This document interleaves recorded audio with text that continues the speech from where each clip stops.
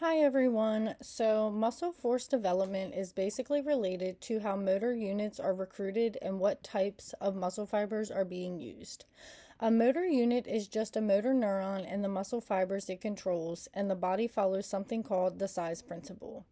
So, basically, smaller motor units, which are made up of type 1 fibers, are recruited first because they're more efficient and don't require as much energy.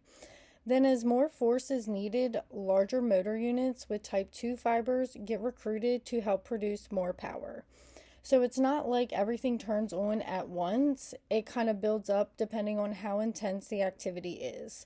According to Powers and Colleagues 2024, this helps the body match how much force it actually needs for movement. Type 1 muscle fibers or slow twitch fibers are more fatigue resistant and are mainly used for endurance activities. They don't produce as much force, but they can keep going longer because they rely on aerobic metabolism, meaning they use oxygen to produce ATP. They also have more mitochondria and a better blood supply, which helps with long term energy production. On the other hand, type 2 fibers or fast twitch fibers produce more force and contract faster, which makes them important for strength and power movements. But they also fatigue faster because they rely more on anaerobic energy systems, which produce ATP really quickly but aren't as sustainable over time. The textbook talks about how these differences basically allow the body to handle both endurance and high intensity activities.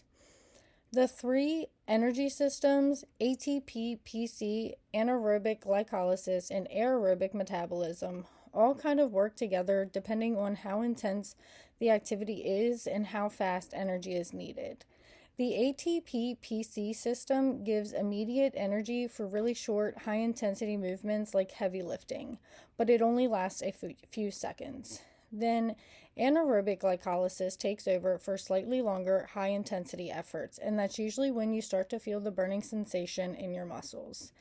The aerobic system is slower, but it lasts longer and supports lower intensity activities by continuously producing ATP using oxygen. So when you put all of that together, it really comes down to how much force your body needs. If the activity is lower intensity, your body mainly uses type 1 fibers and aerobic energy because it's more efficient and can last longer. But as intensity increases and you need more force, your body starts recruiting type 2 fibers and shifts towards anaerobic systems so it can produce ATP faster. So it's not like these systems work separately. They're all kind of working together and adjusting based on what your body is doing. Honestly, before learning this, I didn't really think about how much the body adjusts like that, but it actually makes a lot more sense when you connect it to different types of exercise. In my own workouts, I can actually see how my body responds differently depending on what I'm doing. During longer cardio sessions, like walking on the treadmill, everything feels more controlled and I can keep going for a while without getting too tired. It feels like my body is just working steadily instead of trying to produce a lot of force all at once. But when I switch to strength training, especially lifting heavier weights, it feels completely different.